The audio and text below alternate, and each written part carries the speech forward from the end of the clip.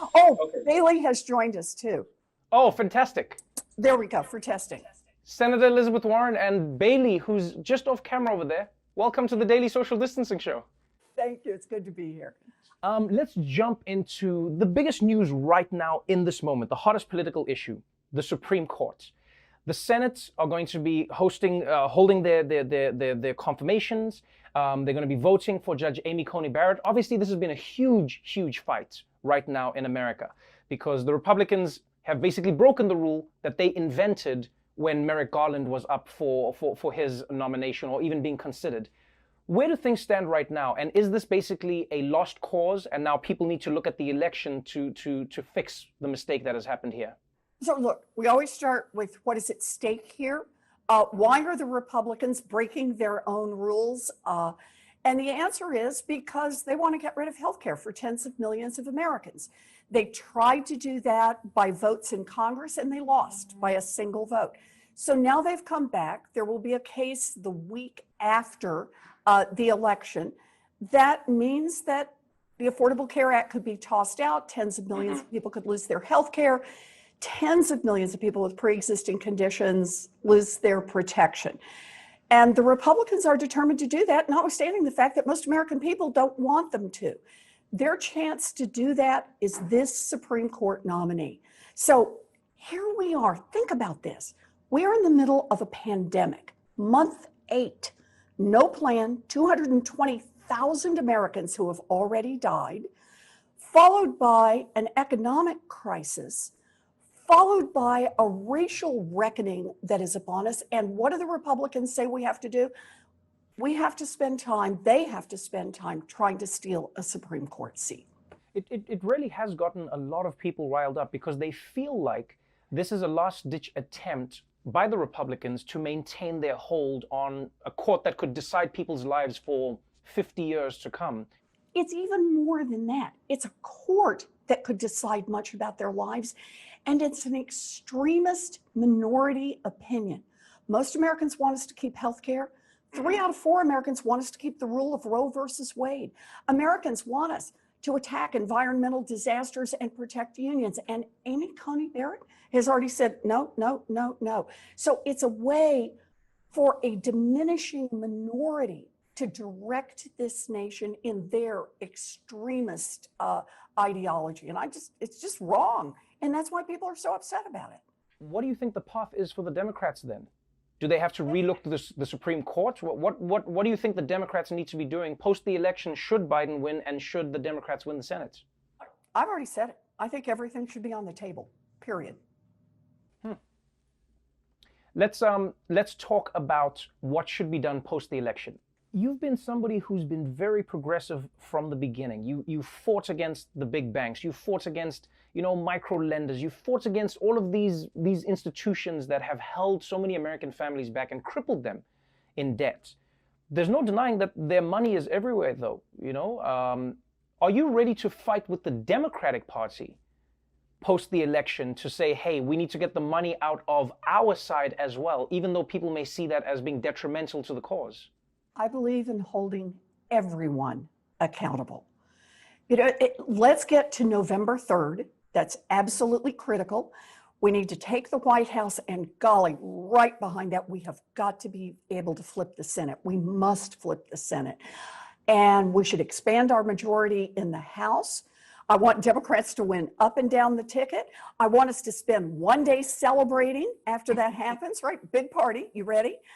And then right back to work, right back to getting in this fight for the things we care about, in this fight for hardworking families, in this fight for people who are getting crushed by student loan debt, in this fight to save our planet. Those are the things we've got to be back in, hold all of our elected officials accountable. Let's talk a little bit about that fight. There are many young Democrats who are voters who say, I'm going to vote for this party, but one thing I don't want is a return to normal, the status quo, because the status quo wasn't working. Joe Biden has, in many ways, positioned himself as the back to normal candidate. Now, many have said, look, we have no qualms with you being back to normal because Trump has taken us to the ends of the earth, but there is going to be a certain discussion about how the Democrats handle themselves going forward. Do you look for Republican approval even if you have the House and the Senate? Do you look to win over the Republicans the same way Obama did and was criticized for when he had the power that he had? Or the Democrats going to be like, no, we've got to get things done, and this is how it's going to be? Look, the American people are hurting. People are dying from this virus. People were suffering without medical care before it ever came along. People are getting crushed by debt. Homeownership rates are way down. The black-white wealth gap has gotten completely out of control. So look, we need to speak to the moment. And that means we need to deliver for the American people. I'm not about Republicans and Democrats. I'm not about those politics. I'm about delivering for the people who need us. And that's true all across this country. It's true How do you in think that housing and changes- healthcare, all of Yeah. it. How do you think that changes on the ground? Because you are such a policy wonk. That's one thing I've always admired about you, is like, when you look at one issue, you go like, how do we start fixing the wealth gap? Where do you think we actually make a change? How? So here's the best part. When this stuff comes to on the ground, childcare, for example, or student loan debt, you know, the thing is, stuff is really popular. Our problem has not been with Mitch McConnell in the Senate that we couldn't round up enough votes for it. It's that we couldn't get a vote at all. Mitch McConnell keeps it completely off the floor of the Senate. So no Republican has to take a vote on that. Reworking corporate responsibility in America. So they have a responsibility to their communities, a responsibility to their employees, not just a responsibility to make more money. We can't get a vote on that so long as Mitch McConnell and the Republicans are in charge. So I think a big difference is going to be you get Democrats in and we can vote. And then the second part, we got to get rid of the filibuster. If Mitch McConnell comes in and again tries to exercise a veto over everything we want to do, the way he did that to President Obama, and blocked one good plan after another, then it's time for us to say, no, that's not what the Constitution says, and it's not what the American people say. Mitch McConnell is not going to get a veto in the next Senate. Let's talk about what the DOJ is currently doing. Elizabeth Warren, for a very long time, was seen as the face and the voice saying, we have to regulate big tech. For too long, they've been allowed to do whatever they want, and the laws haven't been keeping up with how quickly they grow. The DOJ has now stepped up and said that they're going to be going up against Google, and it looks like there may be some more suits coming if they're still around, against Apple, etc. But Google seems to be the first shot that has been fired. Do you think that this is a step in the right direction? Look, our current Attorney General does things for politics. I get that. But I do think it is important that we break up these big tech companies. And my complaint right now about what the Department of Justice has done is their lawsuit is way too narrow. They're only looking at one slice of Google's activities. We need to be looking at all the parts of what Google is doing, where it behaves like a monopolist, and where it engages in predatory practices that wipe out the competition. And it's not just Google. It is important to look at what's happening with Amazon and Facebook, right? And the reason I say this is markets can produce an enormous amount of value, but for them to work, there has to be competition. And so these giants grow up that completely dominate the market. AT&T a long time ago broke it up, and then there was lots of innovation. Microsoft, right, brought pressure on Microsoft, didn't actually break it up at the time, but created enough space that the next set of tech could arise.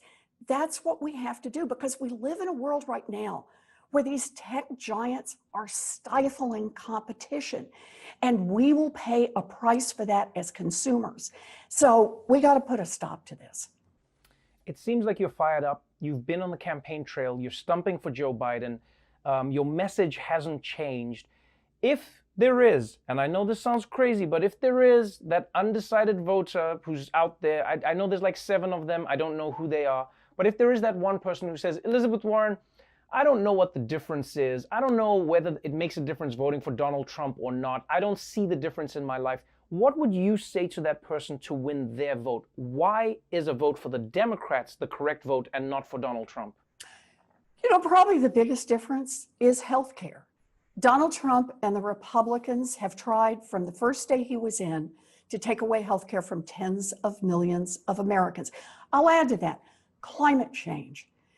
Donald Trump and the Republicans have taken a crisis and not only not attacked it, not done better on climate, they've actually made it worse. Withdraw from the Paris Climate Accords, put a coal lobbyist in charge of the Environmental Protection Agency, permit offshore drilling, permit drilling in the Arctic National Wildlife Reserve, making it worse. And democracy.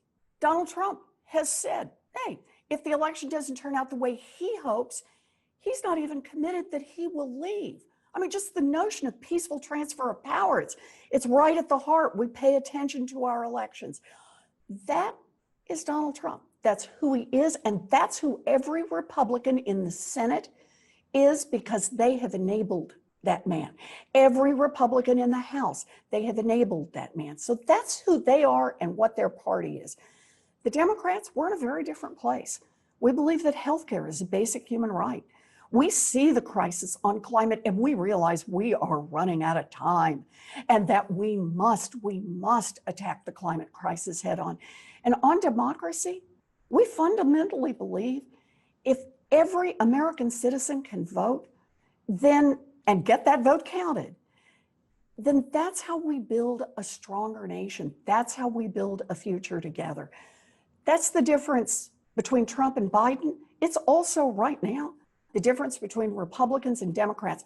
So I'm not only undecided voter, I want your vote for Biden.